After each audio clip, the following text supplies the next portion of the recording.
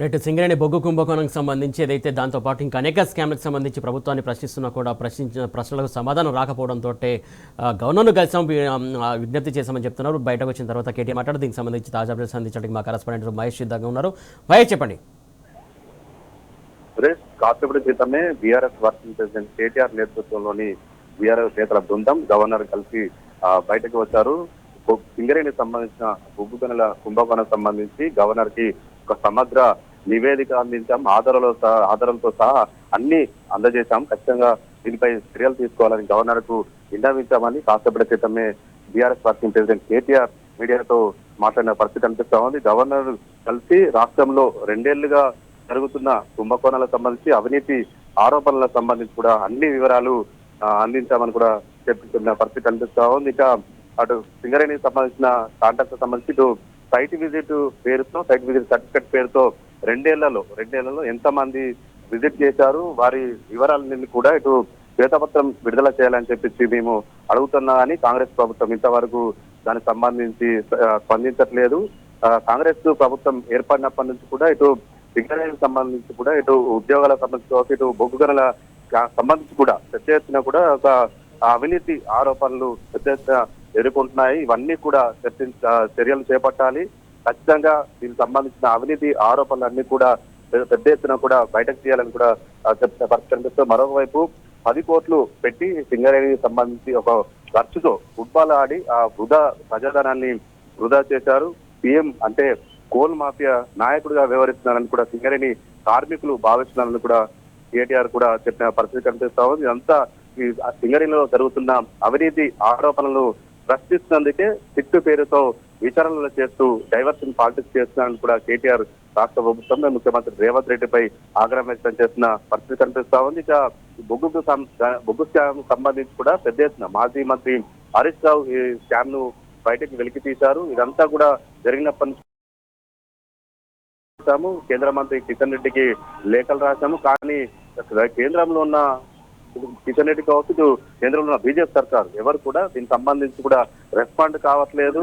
రాష్ట్రం కేంద్రం 2 ప్రభుత్వాల మధ్య నడిపే ఈ సింగరేణి సంస్థను దీన్ని ఒక ప్రైవేట్ పరం చేసే కుట్ర కూడా చేస్తున్నారని టెండర్లలో గత 10 ఏళ్లలో అటు ఎంతో పారదర్శకంగా టెండర్లు నిర్వహించాము. సైట్ విజిట్ సర్టిఫికేట్ గతంలో ఇక్కడ లేదు, దేశంలో కూడా సైట్ విజిట్ సర్టిఫికేట్ లేదు. కానీ ఇక్కడ మాత్రమే ఎందుకు తీసుకొచ్చారు? తన అంతరగణము కావచ్చు, తన బంధువుల బావమరిది సుజన్ రెడ్డికి మేలు చేసేందుకే ఇది ఒక సైట్ విజిట్ పేరు తీసుకొచ్చారని కూడా కేటీఆర్ ఆగ్రహం వ్యక్తం చేసిన పరిస్థితి కనిపిస్తూ ఉంది. గత 9 నెలల్లో కూడా ఎంతమంది సైట్ విజిట్ చేశారు, ఇదంతా కూడా కాంట్రాక్టర్లు ఎంతమంది విజిట్ చేశారు, ఇది ఒక మొత్తం కూడా వైట్ పేపర్ రిలీజ్ చేయాలని కూడా కేటీఆర్ డిమాండ్ చేసిన పరిస్థితి కనిపిస్తుంది. మరోవైపు సోలార్ కుంభకోణం సంబంధించి కూడా అనేక కుంభకోణం సంబంధించి కూడా కీలక వివరాలు కూడా వెల్లడించారు. ఇవన్నీ కూడా 1000 కోట్ల కుంభకోణం జరుగుతా ఉంది. రాష్ట్రంలో 2 సంవత్సరాలుగా మంత్రులు కేబినెట్ మొత్తం కూడా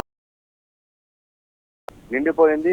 ఖచ్చితంగా వీరందరిపై కూడా చర్యలు తీసుకోవాలని కూడా గవర్నర్ కలిసి ఫిర్యాదు చేసిన పరిస్థితి కనిపిస్తా ఉంది. గవర్నర్ తాము దీనిపై పూర్తిగా అధ్యయనం చేస్తాము, పరిశోధించిన తర్వాత ఖచ్చితంగా తగిన చర్యలు ఉంటాయని మాకు చెప్పారు. లేని పక్షంలో దీని టీజీబీఎస్ కార్మికులు ఒకరిని కదిలించి పెద్ద ఎత్తున సింగరేణి సంస్థలు జరుగుతున్న అవినీతి ఆరోపణలపై ఖచ్చితంగా ఉద్యమిస్తాం. ఇక్కడ ప్రాంత ప్రజలకు న్యాయం జరగాలి. రాష్ట్ర సంపదను కొల్లగొట్టేందుకు ఎవరు చూస్తున్నా కానీ ఖచ్చితంగా పోరాటం చేస్తాం. బీఆర్ఎస్ పార్టీ రాష్ట్ర సంపదను కాపాడుతుందంటూ కూడా కేటీఆర్.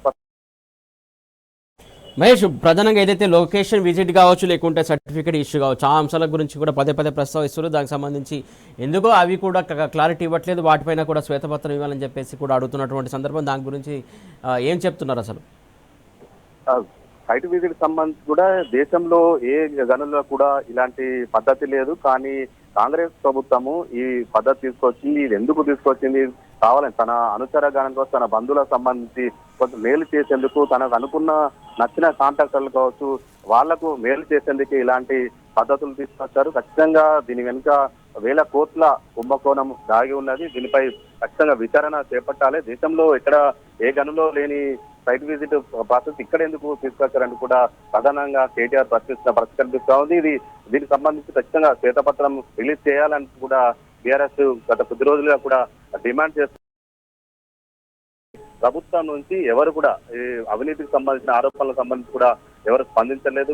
గత మనం వారం రోజులుగా చూస్తున్నాము. సింగరేణికి సంబంధించిన బొగ్గు గనుల స్కామ్ కు సంబంధించి వరుసగా మీడియా కథనాలు కావచ్చు, మంత్రులకు సంబంధించి కూడా వస్తున్న పరిస్థితి కనిపిస్తా ఉంది. ఇదంతా ఒక పెద్ద ఎత్తున కూడా స్కామ్ అయితే ఇందులో దాగి ఉంది.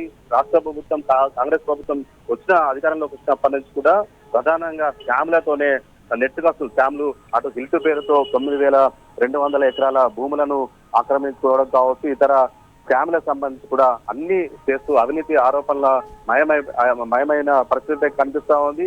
ఇదంతా కూడా ఎప్పటికప్పుడు బీఆర్ఎస్ పార్టీ పరంగా ప్రశ్నిస్తున్నాము, అన్ని వెలికి తీస్తూనే ఉన్నాం. ఇదన్నీ ప్రశ్నిస్తున్నందుకే తమపై సిట్టు పేరుతో కూడా ప్రభుత్వం ఒక డైవర్షన్ పాలిటిక్స్ చేస్తా ఉంది, తమని ఇబ్బందులు గురి చేస్తా ఉంది. ఖచ్చితంగా ఎన్ని కేసులను ఎదుర్కొంటాం, సిట్టు విషయాలను కావచ్చు, ఏదైనా ఎదుర్కొంటాం, కానీ ప్రజలకు అన్యాయం జరిగితే మాత్రం చూస్తాం ఊరుకోమంటూ కూడా బీఆర్ఎస్ వర్కింగ్ ప్రెసిడెంట్ కేటీఆర్ కూడా స్పష్టం చేసిన పరిస్థితి కనిపిస్తా ఉంది.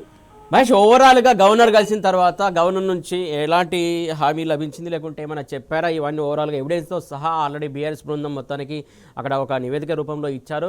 గవర్నర్ నుంచి ఎలాంటి రెస్పాన్స్ ఉంది అసలు? గవర్నర్లు కలిశాక గవర్నర్ సంబంధించి కూడా సింగరేణి బొగ్గు గనుల స్కామ్ సంబంధించి ఒక నివేదిక, సమగ్ర నివేదిక అన్ని ఆధారాలతో కలిసి బీఆర్ఎస్ వర్కింగ్ ప్రెసిడెంట్ కేటీఆర్ బృందంలోని అందరికీ నేతలంతా కూడా ఇది ఒక సమగ్ర నివేదిక అందజేశారు, ఆధారాలతో సహా అందజేశారు. దాన్ని పరిశీలించిన గవర్నర్ ఖచ్చితంగా దీనిపై అధ్యయనం చేస్తాను, క్షుణ్ణంగా పరిశీలించిన తర్వాత ఖచ్చితంగా తగిన చర్యలు తీసుకుంటానని కూడా గవర్నర్ హామీ ఇచ్చినట్టు బీఆర్ఎస్ వర్కింగ్ ప్రెసిడెంట్ కేటీఆర్ కాసేపటి క్రితమే మీడియాతో చెప్పిన పరిస్థితి కనిపిస్తోంది. ఖచ్చితంగా ఎలాంటి చర్యలు తీసుకోకపోతే మాత్రం CGPF కార్మికులందరినీ కూడా కదిలిస్తాము, పెద్ద ఎత్తున కూడా పోరాటం చేస్తాము. ఖచ్చితంగా తెలంగాణ ప్రజలకు అటు రాష్ట్ర సంపదను కొల్లగొట్టకుండా బాధ్యత ప్రధాన ప్రతిపక్షమైన బీఆర్ఎస్ పార్టీ మీద ఉంది. ఖచ్చితంగా తెలంగాణ బొగ్గు గనుల స్కామ్ కు సంబంధించి దీనికి సంబంధించి పూర్తిగా వారి చర్యలు తీసుకునేంత వరకు కూడా బీఆర్ఎస్ పార్టీ పోరాటం చేస్తూనే ఉంటుందని కూడా కేటీఆర్ స్పష్టం చేసిన పరిస్థితి నెలకొంది. Right, thank you Mahesh.